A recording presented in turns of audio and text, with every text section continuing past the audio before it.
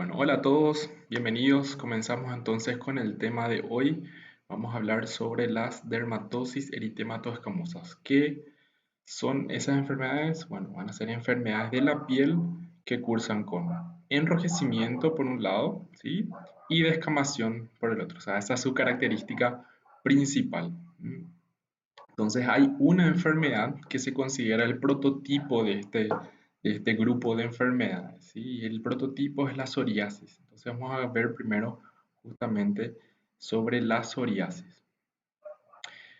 Entonces, en el caso de la psoriasis, el primer punto que tenemos que aprender hoy es que en realidad no se trata solamente de una enfermedad cutánea, sino que también tiene una afectación articular. Esos pacientes también van a sufrir de problemas articulares y es por eso que es importante también diagnosticar precozmente porque vamos a ver que a largo plazo inclusive pueden producir alteraciones, ¿verdad? Inclusive incapacidades, ¿verdad? Con respecto a lo que es la enfermedad, es una enfermedad inflamatoria, ¿sí? Cutáneo articular, como dice allí, es crónica y recurrente. En realidad no tiene cura porque no tiene una causa bien definida también. Vamos a hablar sobre eso. Entonces el tratamiento también es un poco más difícil. Es una, es una enfermedad que se controla, ¿sí? Dentro de lo que es la epidemiología, vamos a ver que es universal, se describe en todos los continentes y va entre 2 a 5% de la población, ¿verdad? Sería la incidencia, ¿verdad? Afecta tanto a hombres como a mujeres y vamos a ver que lo más frecuente, hay dos picos, entre los 20 y 30 años, ¿sí? Así que entre los alumnos ahí alguno puede todavía tener psoriasis y más de los 50 años, ¿verdad? Entonces, lo que dice ahí el primer párrafo es que normalmente si aparece antes de los 15 años, normalmente suelen ser más graves o más difíciles de controlar. Y lo que agregué ahí también es que es muy raro de ver en la raza negra. Con respecto a la causa, ya les mencioné, en realidad no se sabe a ciencia cierta cuál es la causa, pero sí se relacionan con factores hereditarios. Obviamente, si hay antecedente familiar, hay también mayor probabilidad de desarrollar la enfermedad. Se habla también de un trastorno inmunológico, ¿sí? Sería como algo, una especie de, no entra dentro de las enfermedades autoinmunes, pero sería un mecanismo similar, ¿verdad? Y tenemos algunos factores desencadenantes también, ¿verdad? Que son el trauma, infecciones, ¿sí? El estrés, el clima, el alcoholismo, ¿sí? Y algunos medicamentos también podrían ser los desencadenantes de la enfermedad, ¿sí? Recuerden que pueden haciendo las preguntas que voy a ir viendo, ¿sí? Entonces lo que tenemos que repasar un poquito es cómo es la piel normal, ¿sí? Acá tenemos. Me avisan si no se ve el cursor, por favor. Del lado izquierdo tenemos entonces la piel sana, ¿sí? Y a la derecha tenemos la piel psoriática. Entonces la diferencia principal es, en este caso lo que hay en la psoriasis, principalmente lo que hay es un engrosamiento de la epidermis. Y ese engrosamiento es bastante importante porque se ve una alteración en el ciclo ahí de la epidermis. Eh, Como dijimos en la parte de la introducción, recuérdense que estas células basales son las que se van multiplicando, se van dividiendo y van a dar a todas las otras células que conforman todo lo que es la epidermis. Se van empujando hasta que las más superficiales se van desprendiendo, ¿verdad? Lo que ocurre en la psoriasis es que esa división está acelerada también, o ese ciclo está acelerado, y es por eso que la epidermis se termina engrosando, como vemos en la imagen a la derecha, ¿sí? Hay que recordar que la epidermis es una capa avascular, o sea, la epidermis en sí no tiene vasos. Entonces, recuérdense que tenemos las papilas dérmicas, ¿sí? Que son estas proyecciones, y eso está bastante vascularizado también. La vascularización también obviamente va a aumentar porque también tenemos un aumento del tamaño de las papilas dérmicas justamente para lograr nutrir a esa epidermis que es mucho más gruesa que lo habitual, ¿verdad? Obviamente las capas más superficiales están muy alejadas ahí de la dermis, entonces reciben también menos vascularización y se terminan entonces descamando. Eso es lo que ocurre en la psoriasis. Lo que podemos encontrar, o esto es un hallazgo en realidad anatomopatológico, O sea, de esa manera se puede informar como paraqueratosis. Es encontrar células basales fuera de la capa basal, justamente por ese ritmo que está acelerado, ¿sí? Normalmente, recuérdense que ese recambio, ¿sí?, ocurre en un mes, ¿sí?, aproximadamente, ¿sí?, entre cerca de 28 días, ¿verdad? La célula basal hasta que llega a la superficie. En los casos de psoriasis, ¿sí?, las células basales se pueden encontrar en la capa ya de Malpighi, ¿sí?, o la capa espinosa, justamente a los 5 días aproximadamente. Entonces está mucho más acelerado el proceso, ¿sí? Y eso es lo que describe la paraqueratosis. ¿Ok?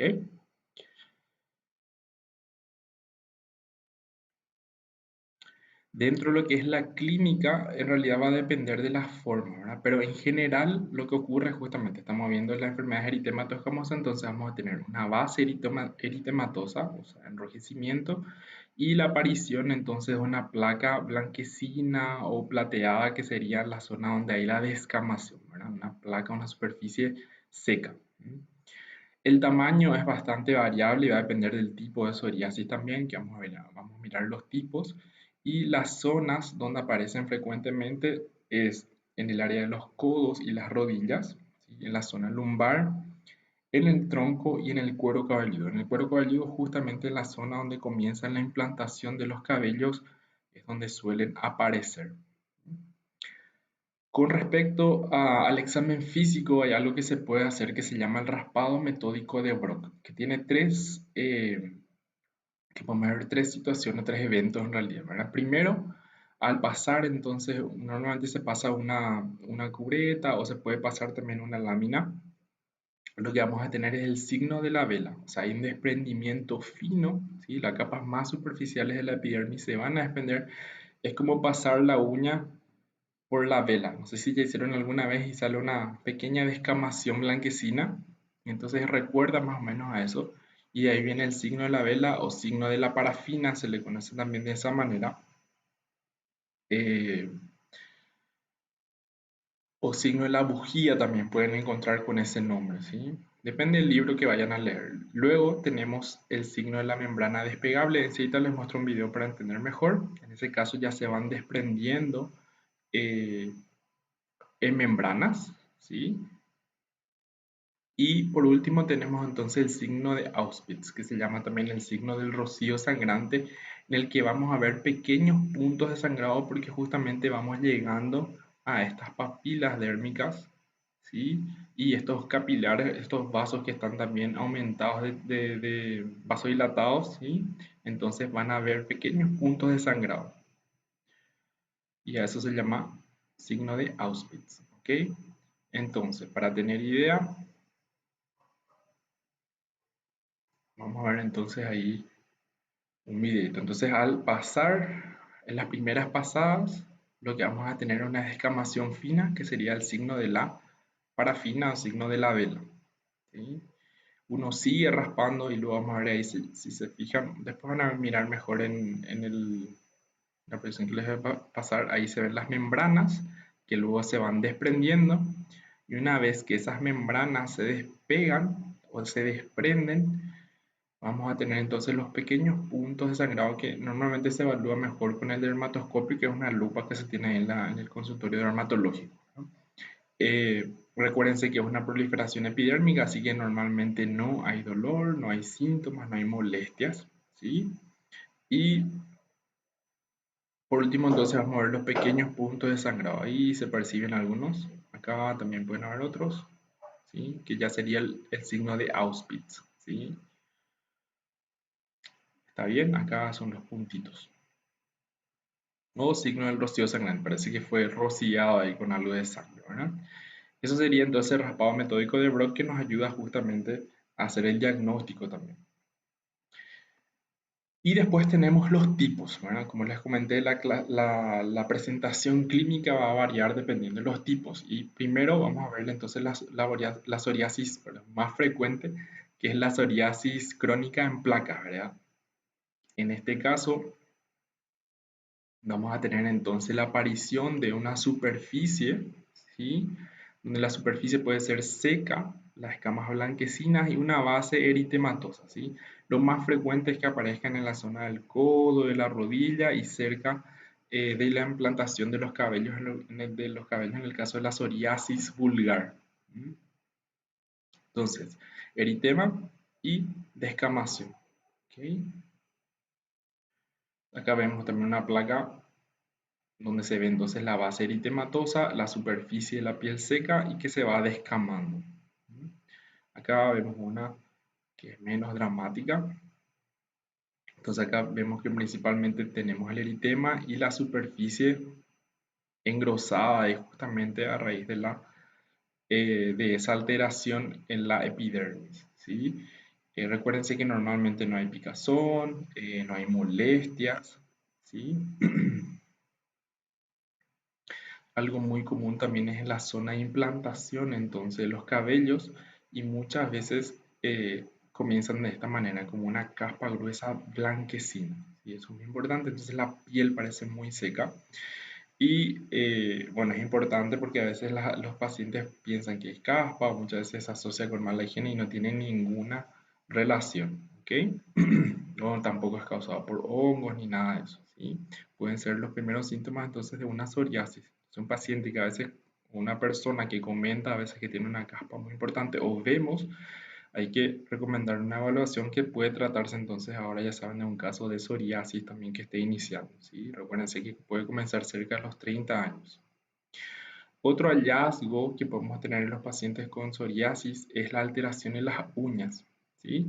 Y ahí entra algo muy importante porque ya vimos también las onicomicosis y a veces se pueden confundir, ¿verdad? Si se fijan en estas uñas y antes de que hablemos o tengamos la clase hoy, les preguntaba qué le pasa a esta uña, probablemente muchos van a decir onicomicosis, ¿verdad? Pero en realidad no, son unas uñas psoriáticas en las que también las uñas van a tener un engrosamiento y un despegamiento, ¿verdad? Pero la diferencia es que vamos a encontrar los spits, ¿sí?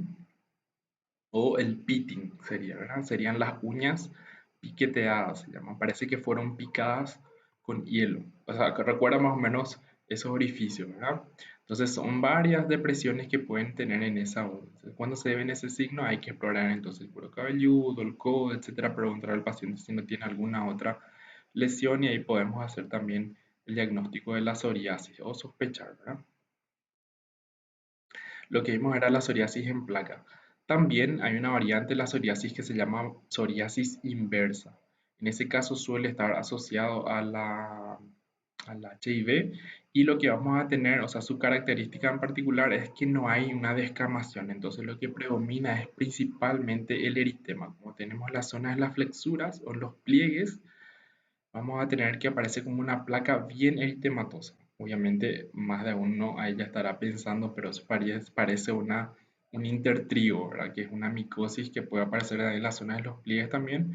Ahí el terminante probablemente va a ser el prurito, ¿verdad? En el caso de la psoriasis normalmente no hay prurito, ¿sí? Y en el caso de las micosis, sí, ¿verdad? La otra característica en el caso de la psoriasis es que no vamos a tener el borde activo que normalmente se puede ver en las placas de micosis también, ¿verdad?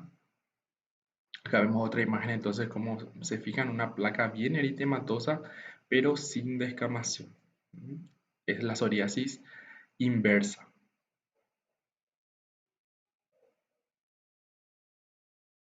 Hay una imagen extra ahí que no apareció. La zona de las axilas también pueden aparecer de esa manera, ¿no?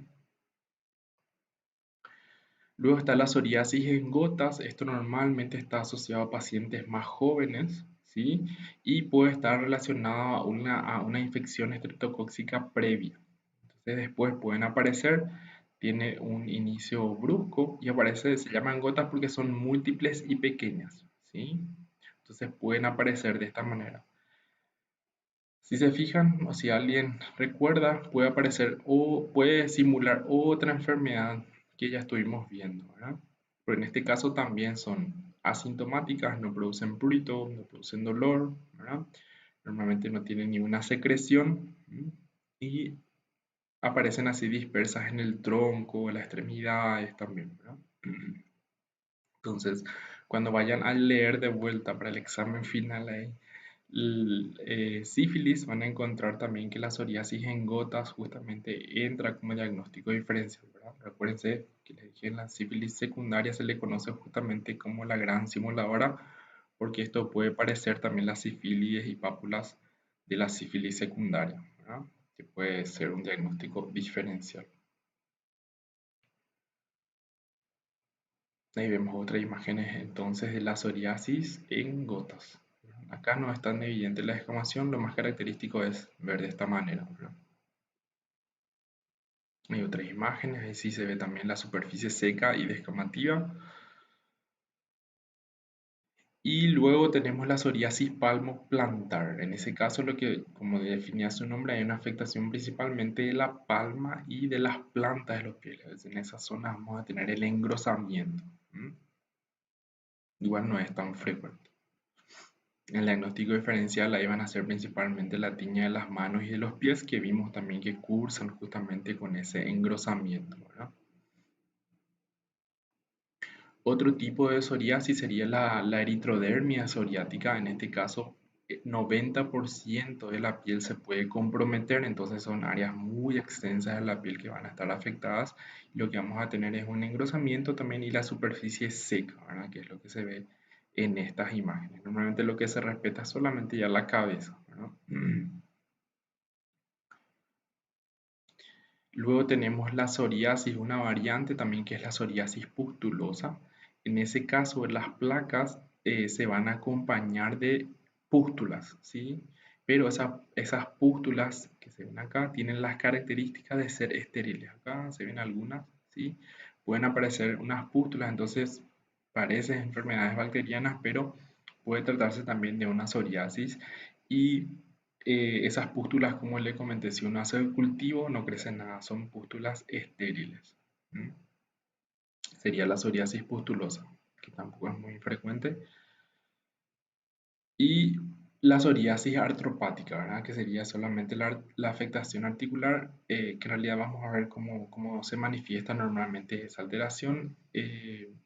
Hay que tener en cuenta que acá esta cero negativa se refiere justamente al factor reumatoide y entran justamente todas las enfermedades de degeneración articular como diagnóstico diferencial, ¿verdad? En el 70% de los casos, entonces, la psoriasis artropática inclusive puede preceder a las lesiones cutáneas. En el 20% de los casos nada más van a ser al mismo tiempo y raramente van a ser posteriores. Entonces, en realidad, pueden comenzar con alteraciones articulares y luego van a aparecer las lesiones cutáneas, ¿verdad? Lo más frecuente es que sean oligoarticulares, ¿sí? Y asimétricas. Entonces, eso es lo que nos permite diferenciar de otras enfermedades degenerativas que normalmente pueden ir produciendo también alteraciones articulares, ¿sí?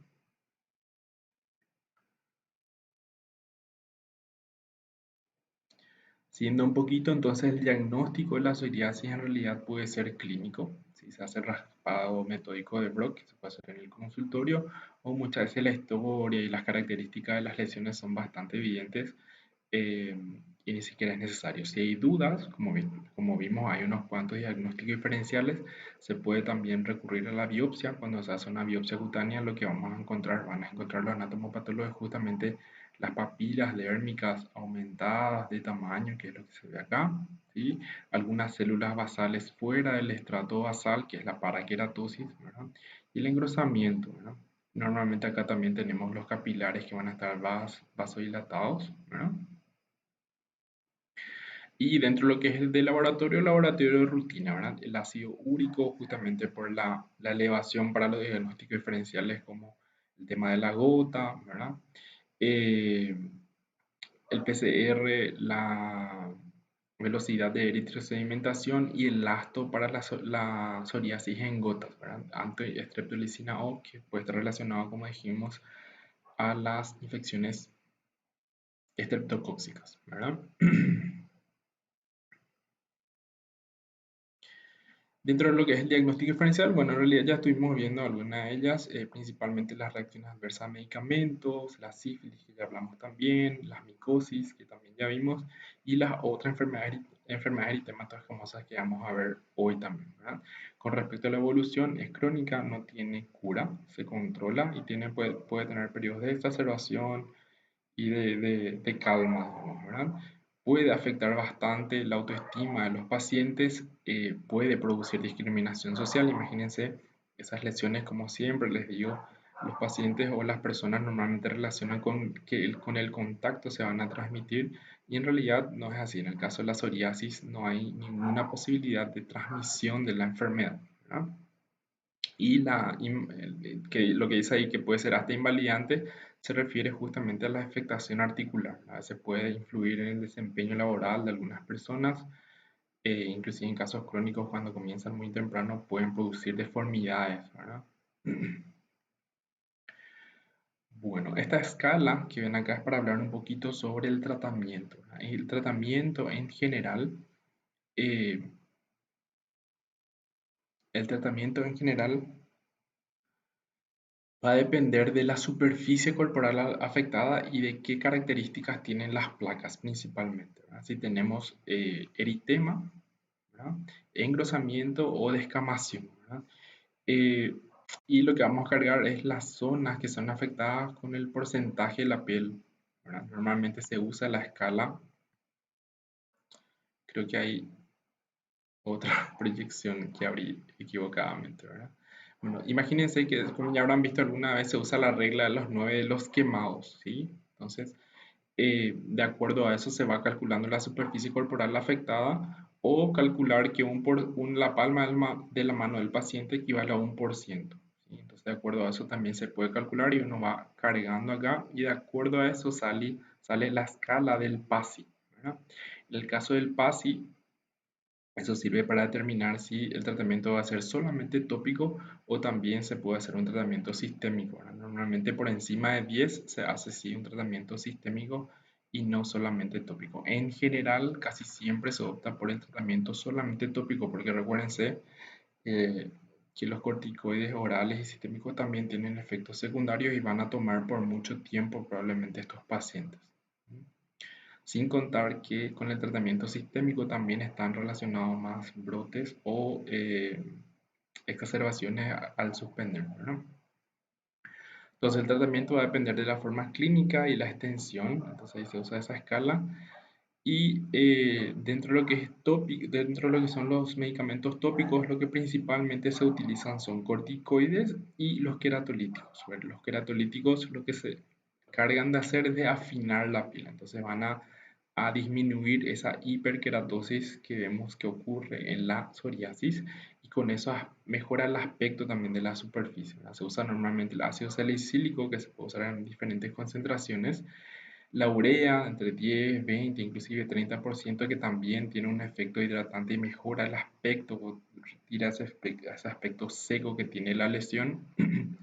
Y los corticoides tópicos que normalmente, bueno, se usan betametasona, que son de potencia moderada, y cuando tienen brotes o cuadros agudos se puede aumentar la potencia de esos corticoides y se puede utilizar, por ejemplo, clobetasol, ¿verdad? Hay algunas sustancias sensibilizantes que también se pueden utilizar, como menciona ahí alquitrán, altralina, y cuando no hay buena respuesta al tratamiento tópico o son áreas muy extensas, también se puede recurrir a la fototerapia con PUA. PUA sería una sustancia que los pacientes toman para ser más sensibles a esa exposición que van a tener y entran en unas cámaras donde se exponen, ¿verdad?, a radiación ultravioleta y eso ayuda a controlar también eh, la enfermedad, ¿sí? Algo que hay que tener en cuenta, un minutito,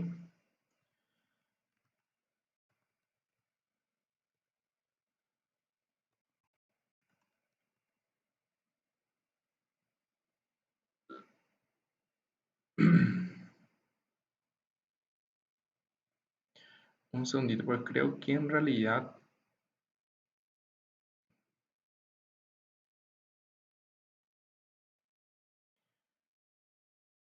faltan algunas diapositivas, ¿sí? en esta presentación.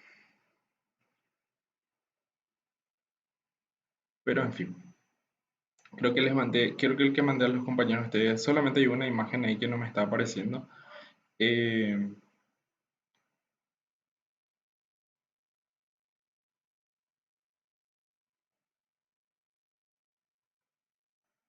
ok, así que van a fijarse después, ¿sí?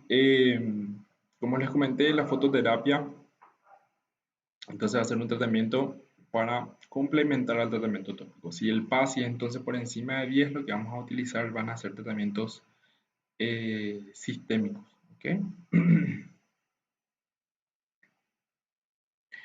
Ahí tenemos el metotrexato, que es un inmunomodulador también. Hay que tener en cuenta, sobre todo el metotrexate se usa cuando hay también afectación articular, ¿verdad?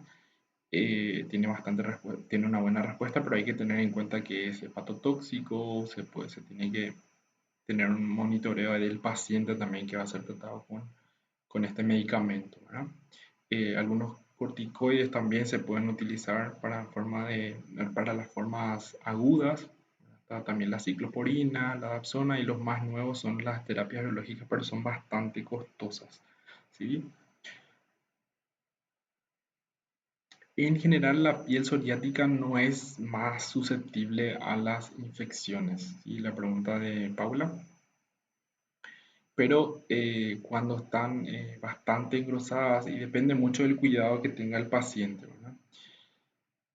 Y lo otro, no coloco en presentación completa, o si no, no puedo ver los mensajes que van enviando, ¿sí? ¿Está bien? Eso sería con respecto a la psoriasis. La otra enfermedad que vamos a ver ahora que entra dentro del grupo de la dermatosis eritematoescamosas es la parasoriasis. Hay que tener en cuenta, en realidad esta enfermedad es bastante particular. Más que nada quiero que sepan de que no tiene nada casi que ver con la psoriasis, así clínicamente no es tan parecida. Y en este caso normalmente son asintomáticas y crónicas. Tampoco se sabe la causa y hay dos grupos importantes, las que son de grandes placas, que tienen normalmente lesiones que tienen más de 10 centímetros, y las placas pequeñas que tienen alrededor de 5 centímetros, ¿sí? Las placas pequeñas en general no producen ninguna molestia, ninguna sintomatología, lo que se usan son emolientes o cremas para mejorar el aspecto nada más y nada más. Cuando son grandes placas, lo que hay que tener en cuenta es que algunas de ellas se pueden malignizar con el tiempo, entonces se recomienda un control anual, ¿sí? O sea, entre 1 a 5% de ellas se pueden malignizar, entonces bueno, se tendrían que controlar. ¿Mm? Fuera de eso, no se compliquen con la parasoriasis, ¿sí? Eh, y luego sí quiero hablar un poquito sobre la más frecuente. Algo que no encontré acá en esta presentación, antes de pasar la psoriasis también, y era por eso quería abrir el otro. Voy a fijarme. Creo que abrí la presentación equivocada. Déjenme ver un minutito. Hay algo que puede ocurrir también en la psoriasis que se llama fenómeno de Koebner, ¿sí? Ya habremos hablado alguna vez. En ese caso, lo que ocurre es que si existe alguna agresión en la piel, en lugar de que cicatrice normalmente, lo que vamos a tener va a ser una lesión nuevamente.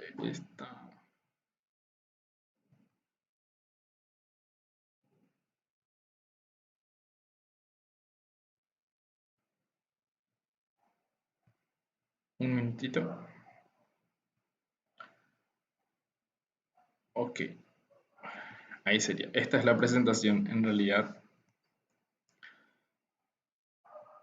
de la clase. Denme un segundito. De lo que le estaba hablando y que no me quiero olvidar es de esto, ¿sí?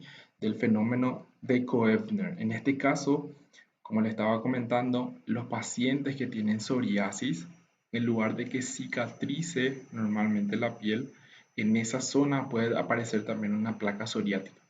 Entonces eso hay que tener en cuenta, porque algunas veces este sí es la que envié, el paciente, es que a veces la computadora me guarda automáticamente en la nube y cuando abro me abre el de la nube primero, no sé por qué, ¿sí? No el que guardé antes de comenzar la clase, ¿ok? Fue por eso nada más la confusión. Eh, en este caso, entonces, si hay algún trauma, una infección, mordedura, fricción, inclusive una exposición solar prolongada en esa zona, entonces también puede haber eh, una placa psoriática, ¿sí? Eso sería el fenómeno de Koebner. Recuérdense que eso vimos también que puede ocurrir en las virosis cutáneas, ¿sí? Fue en ese momento que ya habíamos mencionado. Entonces, para hablar un poquito nuevamente.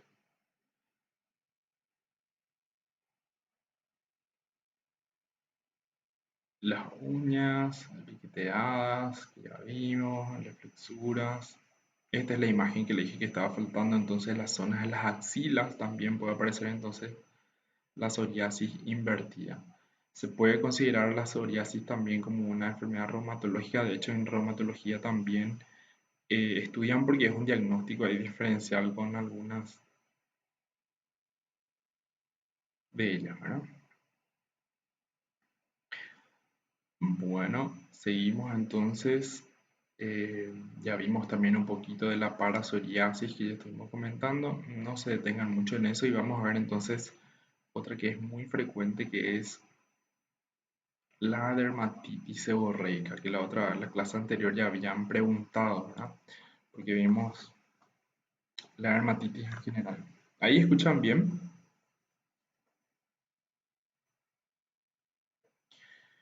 Vamos a hablar entonces ahora sobre la dermatitis seborreica. En este caso, en realidad, como dice acá, puede tener carácter constitucional. Se refiere que para algunos estudiosos del tema ni siquiera consideran una enfermedad. Algunos dicen que es un tipo de piel más que nada, ¿sí? Entonces afecta a 5% de la población y normalmente afecta más a hombres que a mujeres. ¿Por qué? Porque los hombres naturalmente producen más sebo y para que tengan así un resumen y una idea simplificada de lo que es la dermatitis seborreica, digo que es el paciente que tiene una reacción al propio sebo que produce, ¿sí? Entonces, eso es lo que termina irritando la piel y vamos a ver qué es lo que ocurre. Vamos a tener también enrojecimiento y si esa agresión persiste, entonces también vamos a tener descamación, ¿verdad? En este caso, lo característico de la dermatitis seborreica es que son escamas amarillentas, ¿sí? Grasosas. Puede estar relacionado al HIV también, al Parkinson, al alcoholismo, ¿sí? Y la obesidad. La causa tampoco se sabe, como estoy diciendo, y para muchos en realidad es más bien un tipo de piel, pero algunos hongos podrían empeorar el cuadro como malacesia, ¿sí? También el calor extremo, el frío extremo, la tensión emocional, muchos hidratos de carbono en la dieta, la obesidad, el alcoholismo, como ya estuvimos mencionando. ¿Mm? Dentro de lo que es la clínica, vamos a ver qué es lo que vamos a tener. Ya dijimos, enrojecimiento y descamación, pero en este caso la descamación va a tener unas escamas normalmente gruesas y amarillentas, y sobre todo cuando están en el cuero cabelludo, pero además de eso también puede afectar la cara, la región preesternal, interescapular, axilar y anogenital, que normalmente también son zonas donde hay mayor producción o tenemos mayor número de glándulas sebáceas, ¿sí? La primera presentación entonces puede ser en la fase lactante, en lo que vamos a tener en los primeros meses de vida en el bebé unas escamas grasosas en el cuero cabelludo, ¿sí? Se llama costra lacta. Normalmente se tratan con los aceititos de bebé. Uno pasa los aceites de bebé, ya saben, una marca ahí muy común, pero se puede utilizar también aceite de almendras y uno pasa por las escamas y con los días van cayendo y van desapareciendo, ¿verdad? Pero el paciente que tuvo la dermatitis de lactante probablemente también va a tener en la fase adulta, ¿verdad? Y en la fase adulta, vamos a ver que depende ahí de la localización, ¿verdad? Acá hay otra imagen, entonces, la dermatitis seborreica en el lactante, ¿sí? Y esto sería en el adulto en una forma leve, ¿sí? Un diagnóstico diferencial también es la rosácea que ya estuvimos viendo. En este caso vamos a tener descamación, ¿sí? Sobre todo van a afectar ahí la zona de la región malar, acá en este surco nasal, ¿sí? Pueden aparecer acá afectación acá, justamente donde se inician las cejas. Estos pacientes parece que tienen una caspita ahí en la zona de las cejas, ¿verdad? Si tiene barba también en la zona de la barba, ¿verdad? Y eh, normalmente afecta también al cuero cabelludo y en el caso del cuero cabelludo se va a manifestar como una caspa gruesa, ¿sí? Y esas escamas son amarillentas, ¿verdad? Obviamente, de acuerdo a algunos hábitos ahí del paciente, esas lesiones pueden empeorar, ¿verdad? Sobre todo si se agrega la proliferación ahí de malacesia, ¿verdad? Pero para tener en cuenta que muchas veces los pacientes con caspa en realidad lo que tienen es dermatitis seborreica en el cuero cabelludo, ¿verdad? Que no se van a corregir con shampoo anticaspas normales, ¿verdad?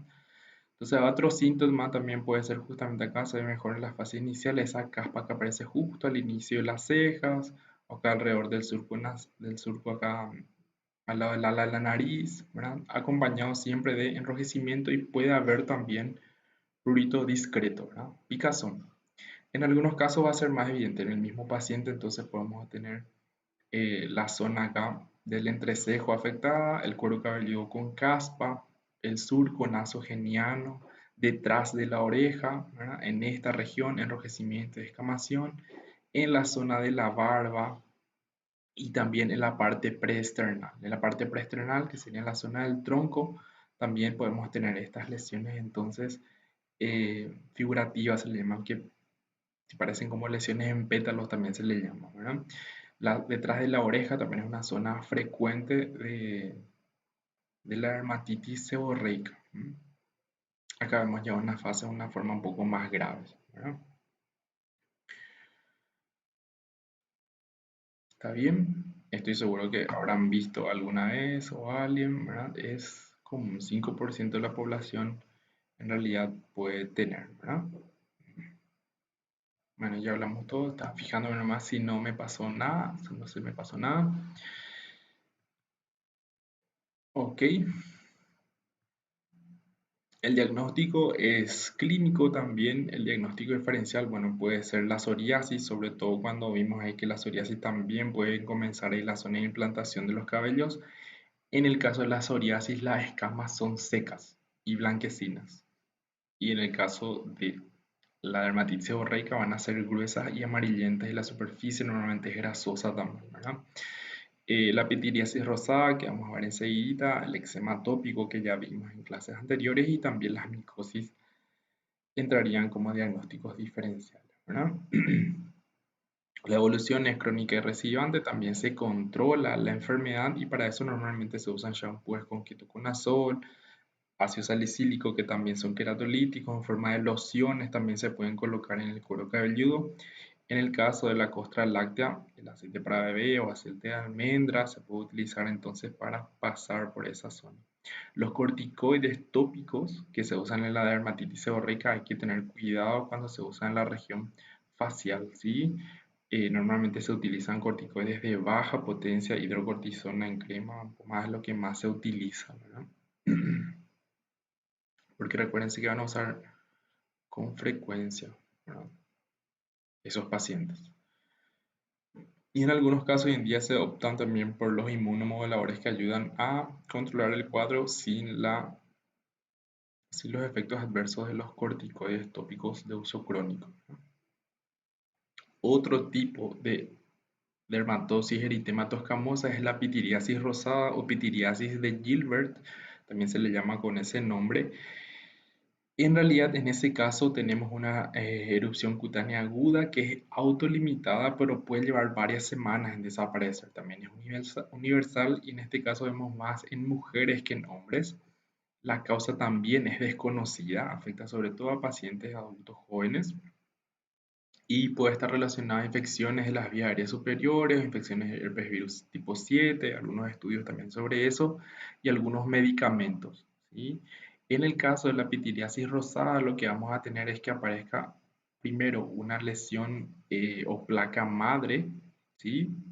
Que tiene entre 2 a 8 centímetros y después de 1 o 2 semanas van a aparecer otras lesiones pequeñas que se van distribuyendo en el tronco. Les mostraré enseguida la imagen en forma, dice, en un patrón de árbol de Navidad y eso puede desaparecer entre 2 a 10 semanas aproximadamente, ¿sí? Tiene un prurito ligero y en algunos casos pueden dejar después áreas de hipo o hiperpigmentación dependiendo del tipo de piel del paciente. Entonces aparece una primera lesión, ¿sí? Que sería el medallón o placa de Heraldo, se conoce con ese nombre también, que tiene entonces entre 2 a 8 centímetros, ¿sí?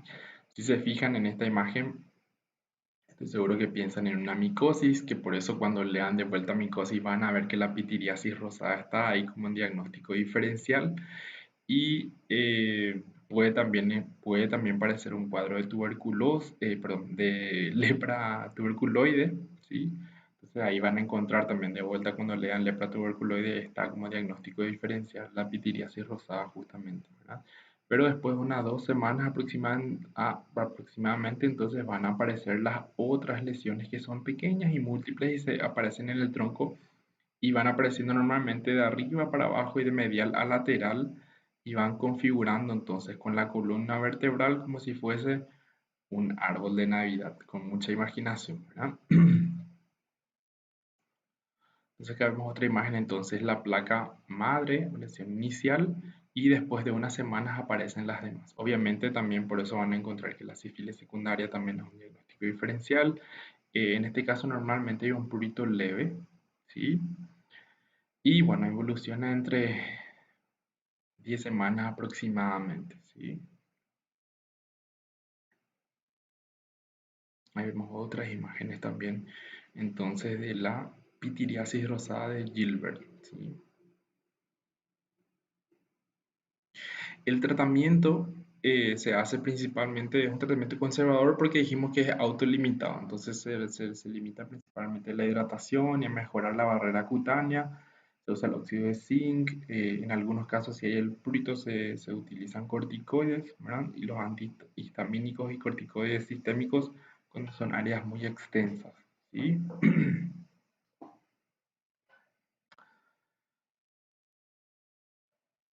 Bueno, ahí ya vemos algunos diagnósticos diferenciales que ya estuvimos conversando un poquito también. La psoriasis en gotas que también ya vimos hoy. Y las erupciones liquenoides también entran. El líquen entra dentro de un grupo de enfermedades también eritematoescamosas que son puntiformes y están acompañadas de prurito normalmente, ¿sí?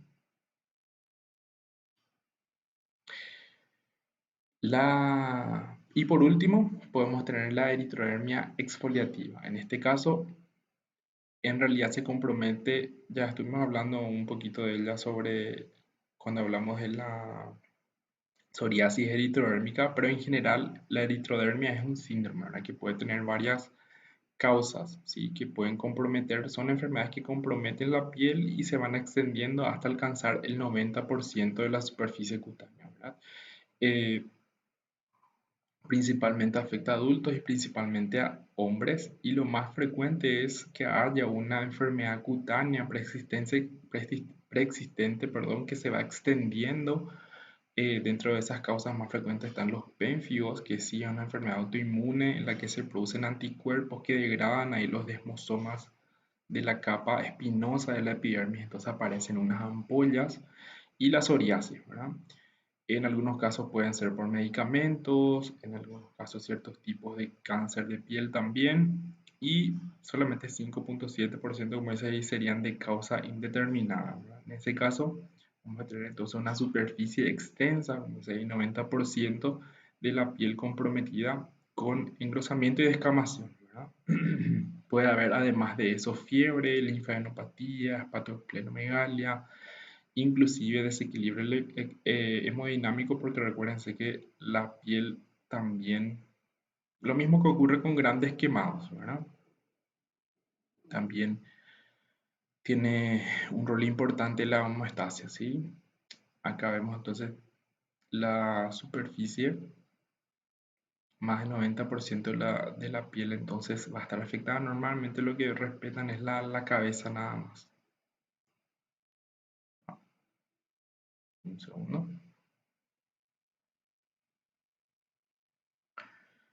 El diagnóstico es clínico. El tratamiento justamente se va a enfocar en controlar la enfermedad que se diseminó, o sea, la causa, y las medidas generales, que en general se enfocan en mejorar la barrera cutánea. Hay una serie de cuidados dependiendo de la causa, ¿verdad? Las medidas generales serían similares a las que se utilizan en grandes quemados, ¿sí? Los corticoides que también se utilizan, antihistamínicos para el tema del prurito y acitretin que en algunos casos también se puede utilizar para normalizar la queratinización de la piel, ¿sí?